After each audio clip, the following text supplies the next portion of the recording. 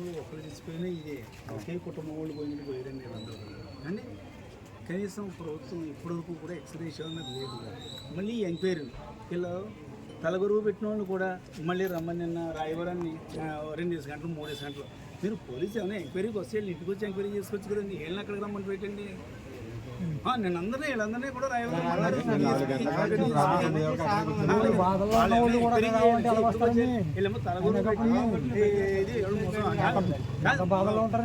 కాదు ముసలోళ్ళు కొన్ని పిల్లలు చచ్చిపోయింది ఇలా ఊరు దాటి వెళ్ళడానికి లేదు. అయినా కూడా మళ్ళీ రాయవరం రమ్మంటాం వచ్చి 2 గంటలు 3 గంటలు అక్కడ అది ఏంటంటే ఎంక్వైరీ వీళ్ళందరినీ అక్కడ రమ్మంటాను. వెరీ పోలీస్ ఎంక్వైరీ ఉంటాయి ఇక్కడ చేసుకోక ఇది అది ఎంతమంది చనిపోయారా ఏంటి అన్నది పోస్ట్ మార్టం రిపోర్ట్ మీకు ఉండదని ఇప్పుడు అలాగే ఏదైనా ఇప్పుడు ఏదైనా ఎవరికి ఫైర్ యాక్సిడెంట్ అయినప్పుడు మీకు ఎవరికే చెప్పకుండా తీసుకొచ్చి వీళ్ళు దానం చేస్తారనుకోండి అప్పుడు అయ్యో మాకు ఒకసారి వెరిఫై చేయాలి ఆ మనిషిలో నిజం అవునా కాదండి డైరెక్ట్గా అలా కదండి. డైరెక్ట్గా మన గవర్నమెంట్ హాస్పిటల్ పోస్ట్ మార్టాలు అయ్యి వచ్చి అన్ని రికార్డ్ అయిపోయి ఉన్నాయి. ఏంటంటే క్లెయిమ్ మన కేసు ప్రకారం క్లెయిమ్ చేసుకోవాలంటే మన పోస్ట్ మార్టం రిపోర్ట్ కావాలి రైట్ అనేది కేవలం మళ్ళీ రాయవరం రమ్మంటే పెట్టండి వాళ్ళు ఇక్కడ రావచ్చు కదా. యాక్చువల్గా ఏంటంటే డిఎస్పీ గారిని వేసారు దీంట్లో యాక్చువల్ దీంట్లో ఐపీఎస్ ఒక ఐఏఎస్ వేసారు ఆర్కే రవికృష్ణ గారిని ఒక ఐపీఎస్ రవికి ఇంకొక ఆయన శివకృష్ణ సురేష్ గారు ఉంది అందరినీ కమిటీ కింద వేశారు సార్. ఏది 1 వీక్ టైం ఇచ్చారు గవర్నమెంట్. 1 వీక్లో ఏం చేశారంటే వీళ్ళకి ఎంతమంది ఫైనాన్షియల్ స్టేటస్ ఏంటంటే ప్రకటించడానికి కూడా ఒక అమౌంట్ ప్రకటించడం కోసం వీళ్ళందరినీ కూడా ఎంక్వైరీ చేసుకుని కంప్లీట్ చేసి 1 రోజులు రిమోషన్ అనేది ఇమ్మన్నారు. ఇది గవర్నమెంట్ వైపు తీసుకునేది. ఇది మీకు విషయం చెప్పంటారండి సి గారు, వారం రోజులంటే ఇవన్నీ చల్లార్చడండి. వీళ్ళు ఫైనాన్షియల్ స్టాటస్ అంటే కూలి పని చేసుకున్న ఫైనాన్షియల్ స్టాటస్ ఏంటి ఏమి బాగుంది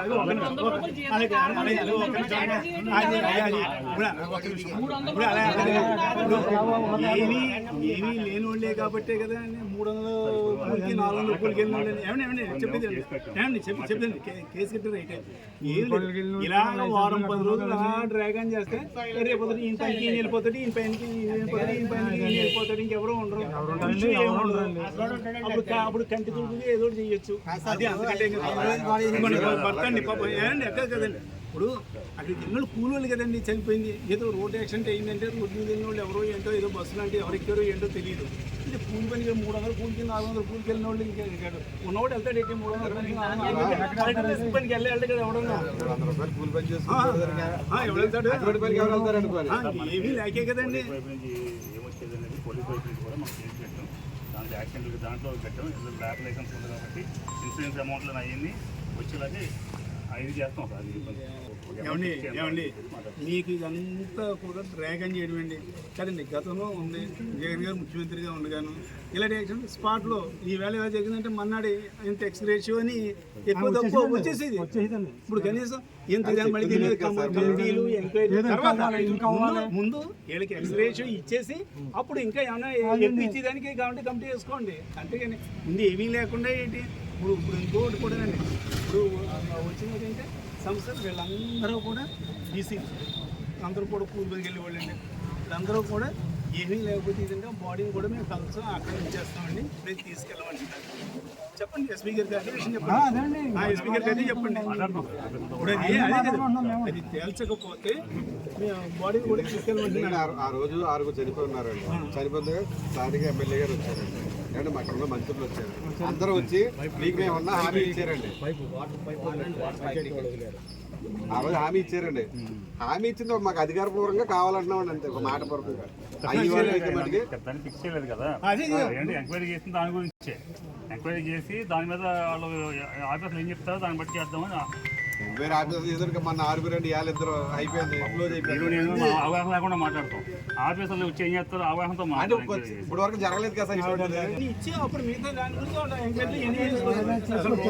లేకుండాను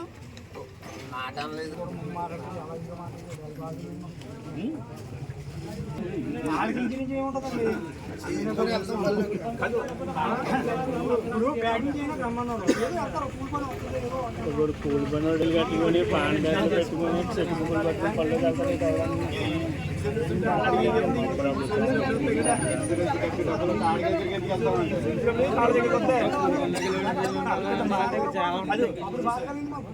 ఇన్సూరెన్స్ చేసుకుని కాళ్ళ దగ్గర ఆడబుల్ చేయాలి.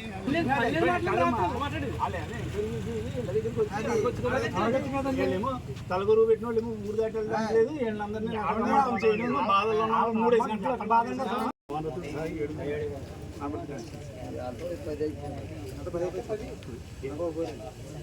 ముగ్గురు సోమేశ్వరం అయ్యి ముగ్గురండి 7